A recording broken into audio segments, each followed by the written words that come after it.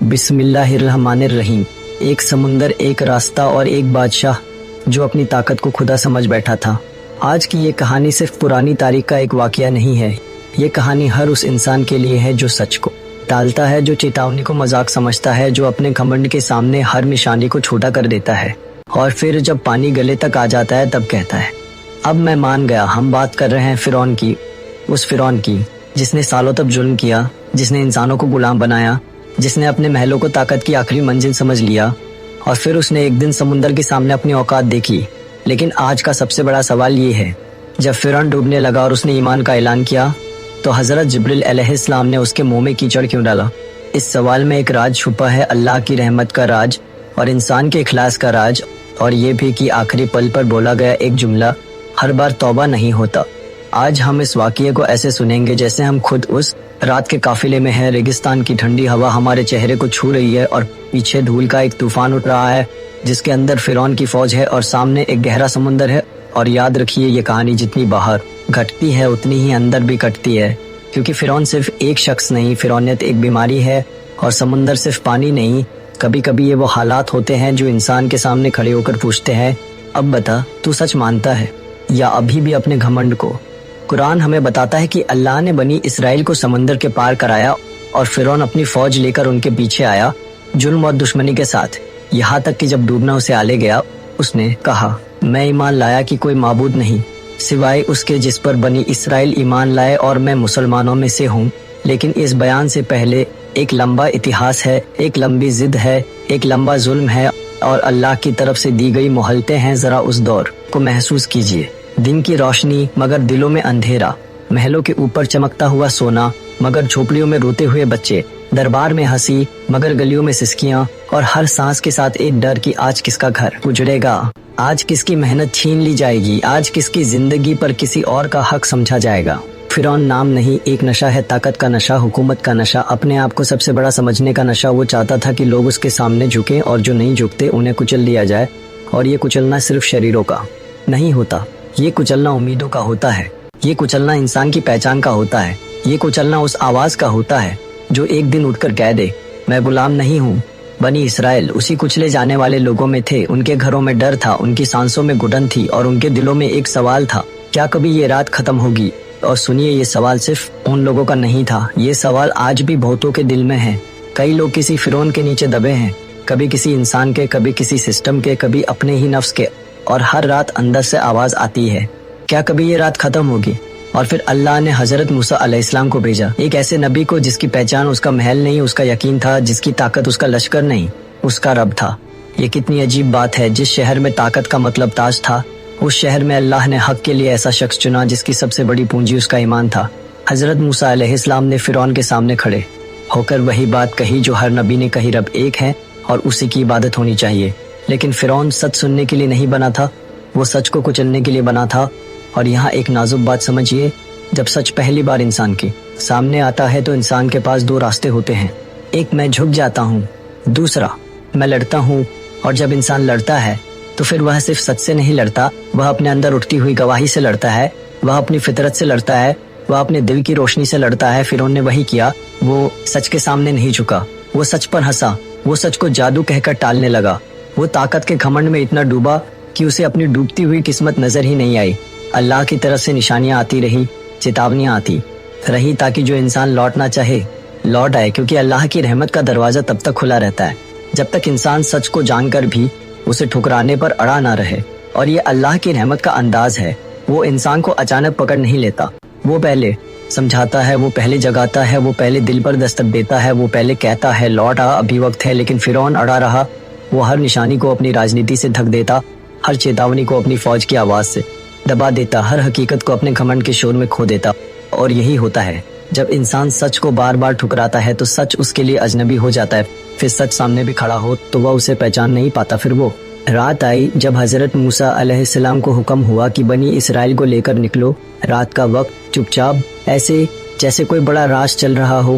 آپ سوچئے، ایک قوم جو سالوں سے غلام ہے، جس نے کبھی آزادی کا سواد نہیں چکھا، اب اچانک چل پڑی ہے اندھیرے میں، امید کے سہارے، ایک نبی کی رہنمائی میں۔ کسی کے پاس سامان کم ہے، کسی کے پاس بچہ ہے، کسی کی چال دھیمی ہے، کسی کی سانس تیز ہے، اور کسی کے دل میں ڈر کہ کہیں فرعون کو پتہ نہ چل جائے، اور یہ ڈر بالکل انسانی تھا، کیونکہ جو جرم سالوں تک روز دیکھے وہ ڈر بن کر رگوں میں اتر جاتا ہے۔ کئی لوگ غلامی سے نکل بھی جائے تو بھی اندر بیٹھی ہوئی غلامی نکلنے میں وقت لیتی ہے، پر اسی رات انسان کے اندر ایک اور چیز بھی جاگتی ہے، امید کہتی ہے ہو سکتا ہے اس بار اللہ نے راستہ کھول دیا ہو۔ امید کہتی ہے ہو سکتا ہے اس بار ہم بچ جائیں۔ امید کہتی ہے ہو سکتا ہے اس بار صبح الگ ہو۔ لیکن فرعون کو پتہ چل گیا، اور جب ظالم کو لگتا ہے کہ اس کا شکار بھاگ رہا ہے تو اس کا گھمنڈ اور ہنسا دونوں جاگ جاتے ہیں۔ اس نے فوج تیار کی، گھوڑے، ہتھیار، سینک، اور وہ نکل پڑا نہیں صرف پکڑنے کے لیے بلکہ مٹانے کے لیے۔ یہاں ایک بات اور جوڑیے، ظالم کا مسئلہ یہ نہیں ہوتا کہ تم بھاگ گئے، ظالم کا مسئلہ یہ ہوتا ہے کہ تم نے ہمت کیسے کی، کیونکہ ظالم چاہتا ہے کہ لوگ صرف اس کے ہاتھوں میں نہیں اس کے خیال میں بھی قید رہیں۔ اور جب کوئی قوم در کے دائرے سے باہر نکلتی ہے تو فرعونیت کو لگتا ہے اس کی بادشاہت کی جڑیں ہل رہی ہیں۔ صبح کا سورج نکلا اور وہ منظر بن گیا جس پر اگر کیمرہ اوپر سے ہو تو آپ دیکھیں گے ایک طرف سمندر، دوسری طرف دھول کا طوفان، اور بیچ میں ڈرتی ہوئی بھیڑ۔ بنی اسرائیل نے پیچھے دیکھا اور ان کی سانسیں رک گئی۔ فرعون کی فوج ان کے سر پر تھی، اب آگے سمندر ہے، پیچھے موت۔ یہی وہ جگہ ہوتی ہے جہاں انسان کا یقین ٹیسٹ ہوتا ہے، یہی وہ جگہ ہوتی ہے جہاں زبان نہیں، دل بولتا ہے۔ بنی اسرائیل گھبرا گئے، کہا یقیناً ہم پکڑے گئے، اور سچ کہے تو انسانی نظر سے یہی لگ رہا تھا۔ یہاں آپ اس بھیڑ کو محسوس کیجئے، کسی کی ہتھیلیاں کانپ رہی ہیں، کسی کی آنکھوں میں آنسو ہیں، کسی کے ہونٹ سوکھ گئے ہیں، کوئی اپنے بچے کو سینے سے چپکا کر بس یہی سوچ رہا ہے اب کیا ہوگا۔ اور یہ بھی سچ ہے، جب انسان چاروں طرف سے گھر جائے تو دماغ سب سے پہلے ہار ماننے لگتا ہے۔ دماغ کہتا ہے ختم، دماغ کہتا ہے راستہ نہیں، دماغ کہتا ہے اب بچنا مشکل ہے۔ لیکن حضرت موسیٰ علیہ السلام کا دل انسانی نظر سے آگے دکھ رہا تھا۔ انہوں نے کہا ہرگز نہیں، میرے ساتھ میرا رب ہے، وہی مجھے راستہ دکھائے گا۔ یہ بات آسان نہیں ہے، جب سامنے پانی ہو، پیچھے تلوار، اور آپ کے ساتھ بوڑھے، بچے اور کمزور لوگ ہو، تب ہرگز نہیں کہنا صرف ہمت نہیں، ایمان ہے۔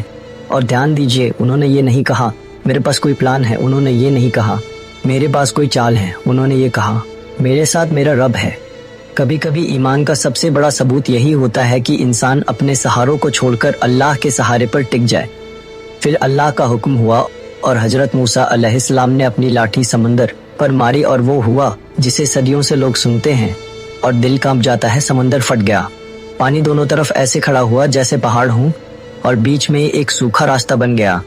یہ صرف راستہ نہیں تھا، یہ اللہ کی طرف سے ایک جواب تھا، تم ڈرو مت، میں تمہارے ساتھ ہوں۔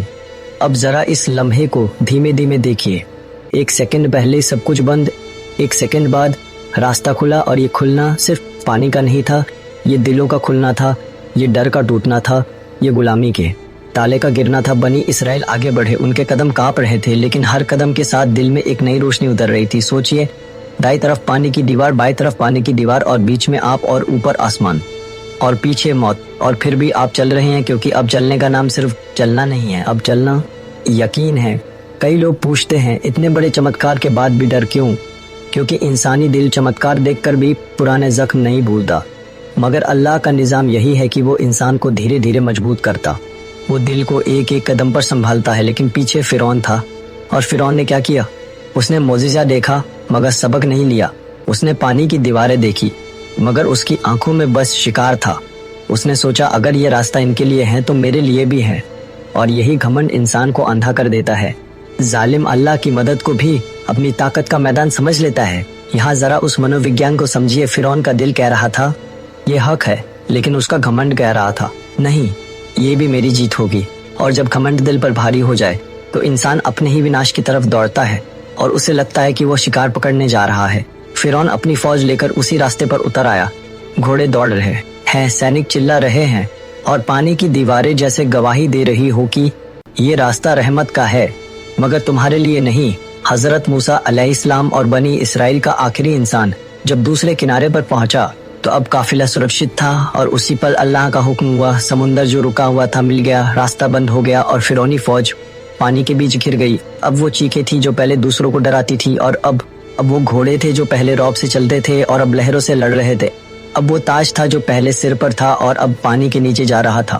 और ये लम्हा सिर्फ एक सेना का डूबना नहीं था, ये घमंड का डूबना था, ये नाफरमानी का डूबना था, ये मैं सबसे बड़ा हूँ की आवाज का डूबना था। और फिर फिरौन डूबने लगा। ये वही फिरौन था जिसने कहा था मैं तुम्हारा सबसे बड़ा रब हूँ।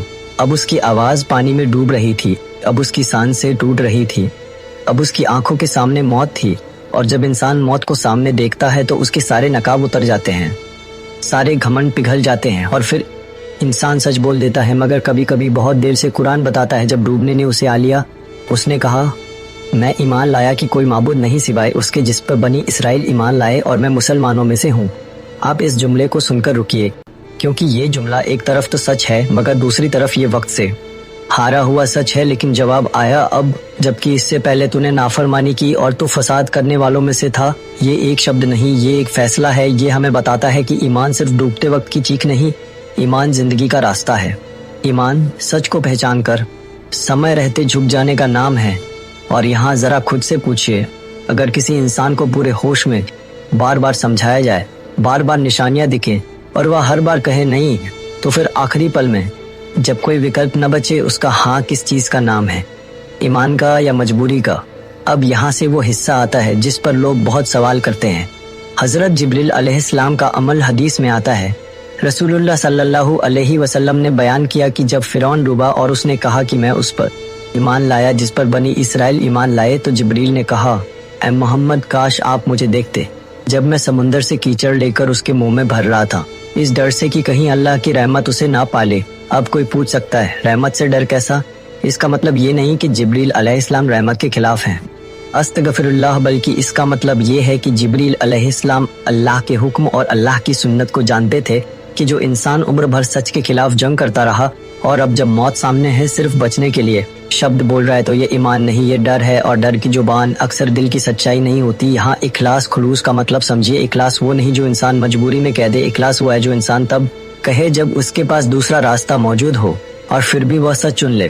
कुछ तफसीर के बयान में भी ये बात आती है कि जिब्रील ने उसके मुंह में समुंदर की मिट्टी कीचड़ डाली ताकि वो उन शब्दों को खालिस तरीके से न दोहरा सके और मामला उसी फैसले पर रहे जो उसके अमल ने पहले ही तय कर दिया था। और एक अहम बात, फरिश्ते अपनी मर्जी से अल्लाह के खिलाफ कोई कदम नहीं उठाते, उनका काम अल्लाह के हुक्म की इताअत है। इसीलिए कुछ विद्वानों की व्याख्या में ये भी कहा गया है कि जिब्रील अलैहिस्सलाम का ये अमल अल्लाह के हुक्म से था, अपने पर्सनल फैसले से नहीं। यानी ये एक इलाही निजाम का हिस्सा था कि जिस इंसान ने उम्र भर सत्य को ठुकराया, उसकी आखिरी घड़ी की मजबूरी उसे इखलास की मंजिल तक नहीं पहुंचा सकती। अब आप सोचिए, ये मामला सिर्फ फिरौन का नहीं है, ये एक उसूल है, एक कानून है कि सच का हक आखिरी मिनट की मजबूरी नहीं, पूरी जिंदगी की जिम्मेदारी मांगता है। अब जरा अपने दिल पर हाथ रखकर सोचिए, अगर फिरौन की एक आखिरी सांस सारी जिंदगी के जुल्म को मिटा देती तो फिर इंसाफ कहाँ जाता? अगर एक आदमी सालों तक लोगों की गर्दनें कुचलता रहे, सच्चाई को जला दे, हक को मिटाने की कोशिश करे और फिर मौत के ऐन पहले कह दे मैं मान गया, तो क्या ये वही तौबा है जो एक टूटे हुए दिल से निकलती है?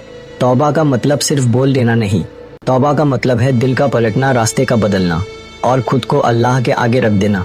और फिरौन आखिरी घड़ी में रास्ता बदल नहीं सकता था, उसके पास वक्त ही नहीं बचा था। और एक और नुक्ता, वक्त सिर्फ घड़ी की सुई नहीं होता, वक्त मोहलत का नाम है। वो जगह है जहाँ इंसान अपने अमल से साबित करे कि वह सच का है या झूठ का। कुरान इसी वाक़ये में आगे एक और बात कहता है, आज हम तेरे शरीर को बचाएंगे ताकि तू अपने बाद वालों के लिए निशानी बन जाए। और बहुत से लोग हमारी निशानियों से गाफिल हैं।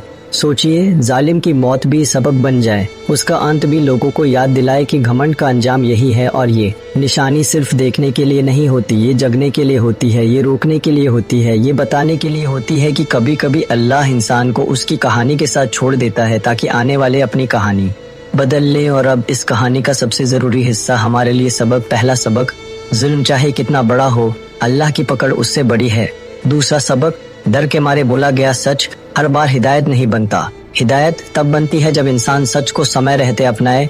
तीसरा सबक, जब रास्ता बंद लगे तो याद रखिए अल्लाह रास्ता वही बनाता है जहां इंसान कहता है अब कुछ नहीं हो सकता। चौथा सबक, ईमान का असली मैदान समुंदर के किनारे नहीं, हर दिन की जिंदगी में होता है, जहां हम सच जानते हैं और फिर भी उसे टाल देते हैं। और मैं यहाँ आपसे एक बहुत नरम मगर बहुत सच्ची बात कहना चाहता हूँ। कई लोग अपने दिल में जानते हैं कि क्या सही है, कौन सा रास्ता ठीक है, किससे माफी मांगनी चाहिए, किसका हक लौटाना चाहिए, कौन सा गुनाह छोड़ना चाहिए, कौन सी आदत खत्म करनी चाहिए। लेकिन फिर वो कहते हैं अभी नहीं कल, अभी वक्त नहीं, अभी माहौल नहीं, और यही कल कभी कभी इंसान के लिए समुंदर बन जाता है। और अब एक छोटी सी बात, दिल से अगर आप यहाँ तक सुनते आए हैं तो यकीन मानिए आप सिर्फ एक कहानी नहीं सुन रहे, आप अपने दिल का आईना देख रहे हैं। क्योंकि हर इंसान के अंदर कहीं न कहीं एक मूसा भी होता है जो सच की तरफ बुलाता है, और कहीं न कहीं फिरौन भी होता है जो कहता है मैं नहीं झुकूंगा। और जिंदगी बार बार हमें समुंदर के किनारे ले आती है, कभी रिश्तों में, कभी रोजगार में, कभी सेहत में, कभी गुनाहों में, कभी पछतावे में। फर्क सिर्फ इतना है, कुछ लोग समय रहते हरगिज नहीं मेरे साथ मेरा रब है कह देते हैं, और कुछ लोग आखिरी सांस में अब मैं मान गया कहते हैं। और अगर आपको ऐसी ही सुकून देने वाली, दिल में उतर जाने वाली और ईमान को ताज़ा कर देने वाली डॉक्यूमेंट्री स्टोरीज पसंद हैं तो मेरे YouTube channel AI motivation TP को अभी सब्सक्राइब कर लीजिए, वीडियो को लाइक कर दीजिए और कमेंट में लिखिए कि इस वाक़ये का कौन सा लम्हा आपके दिल को सबसे ज्यादा छू गया। चलते हैं आखिरी खिताम की तरफ। समुंदर अब शांत है, लहरें अब सामान्य है, लेकिन इतिहास के पन्नों पर वो एक दिन हमेशा के लिए दर्ज हो गया जब समुंदर ने रास्ता दिया और फिर समुंदर ने फैसला कर दिया। फिरौन चला गया मगर फिरौनियत दुनिया में अभी भी जिंदा है। हर उस जगह जहाँ घमंड है, हर उस दिल में जहाँ सच को दबाया जाता है, हर उस सिस्टम में जहाँ कमजोर को कुचला जाता है। और यही वजह है कि ये कहानी सिर्फ तब की नहीं, ये कहानी अब की है। आज अगर आपके दिल में कहीं भी घमंड है, अगर आपके अंदर कहीं भी जिद है, अगर आप सच को टाल रहे हैं तो फिरौन के आखिरी लम्हे को याद कर लीजिए कि कभी कभी इंसान को सच वही बुलवाता है जो उससे उसकी सांसें छीन रहा होता है, लेकिन उस वक्त बहुत देर हो चुकी होती है। अल्लाह हमें ऐसी देर से बचाए, अल्लाह हमें समय रहते झुका दे और अल्लाह हमारे दिलों को सुकून से भर दे। और अब आखिर में एक प्यारी सी लाइन जिसे याद रखिए, रब की तरफ एक कदम बढ़ाओ, रब तुम्हारी तरफ सुकून के कई रास्ते खोल देता है। अब सुनते रहिए, जुड़े रहिए और मिलते हैं अगली वीडियो में एक नए वाक़ये के साथ। वस्सलामु अलैकुम व रहमतुल्लाहि व बरकातुहू।